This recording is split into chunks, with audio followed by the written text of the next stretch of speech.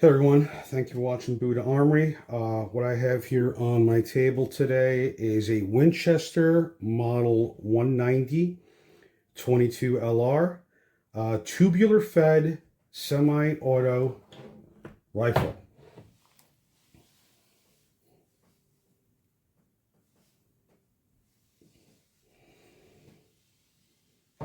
This gun was purchased new in 1974. I believe Winchester offered this rifle from 1974 to 1980. A little history on this. This rifle, prior version of this was the Model 250. So the 190 was considered the budget version. The 250 was more the high-end version. The only key differences that I understand was that the 250 had walnut stocks and slightly better iron sights. While this 190 here, I believe the stocks are made, the wood that they're used is birch, not walnut. But anyway, it looks pretty good. So let's do a tip to butt on the rifle.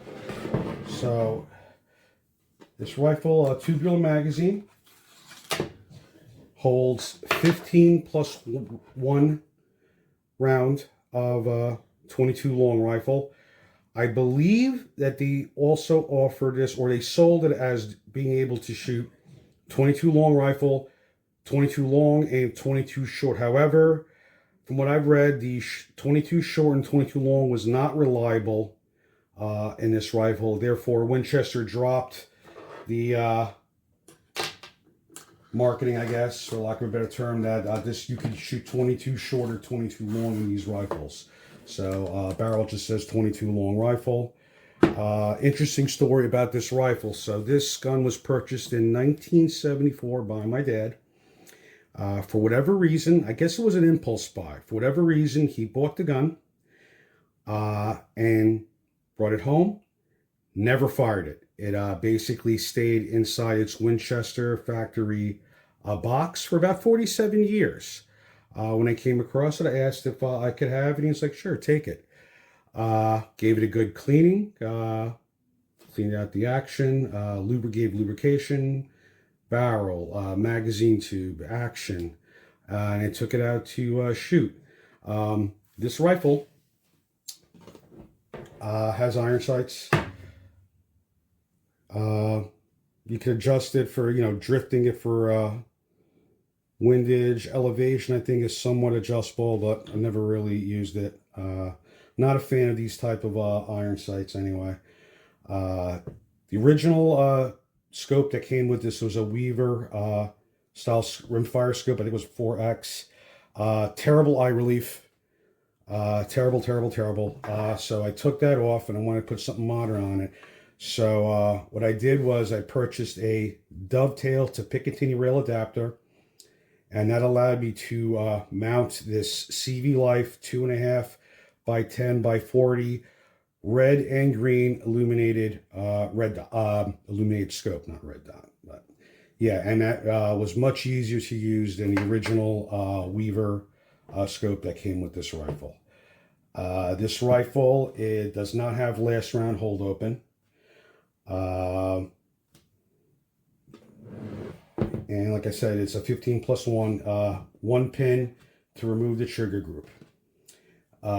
So even though it's a 15 plus 1, I know a lot of folks are not big fans of having to, because in a normal situation with a tube fed magazine, you pull the tube out so you can get to that loading slot right here, and you're putting in one round at a time until you can fill it up. Myself, I thought that was a bit annoying, so I came across on Amazon this Ludex speed loader. This has 8 tubes in it that can hold 15 rounds. So what you basically do is you load 15 in one tube, give it a couple of clicks, another 15. You keep on doing that until you have 8 full tubes of 15 rounds, 22 long rifle. And then basically what you do is you basically lift the rifle up, align it with the holes on the speed loader. Line it there, hold it upright, and all the ammo slides down. Then you put the mag tube back on, and you're ready to shoot. The time it takes, so once you have that speed loader aligned with the magazine tube, probably 2 seconds before you have your 15 rounds in to the tube of the 190. So as a result, it makes it a lot much more fun to shoot at the range or out and about plinking.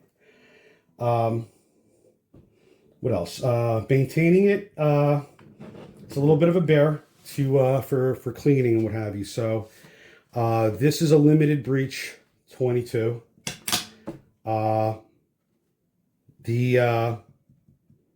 Removing that bolt is dangerous on this rifle. So what I typically do for regular cleaning, I'll take some gun scrubber soaked in some cleaning patches. I'll stick them in there with a gun pick, and I'll swab around 3-4 times to get all of the carbon out of the chamber.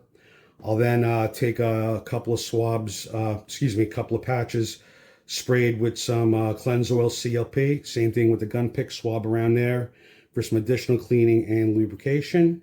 And then for cleaning the barrel, since I'm not a muzzle to breech type guy, I have two choices. I can either use the Hoppe's bore snake, what's this, the Viper series.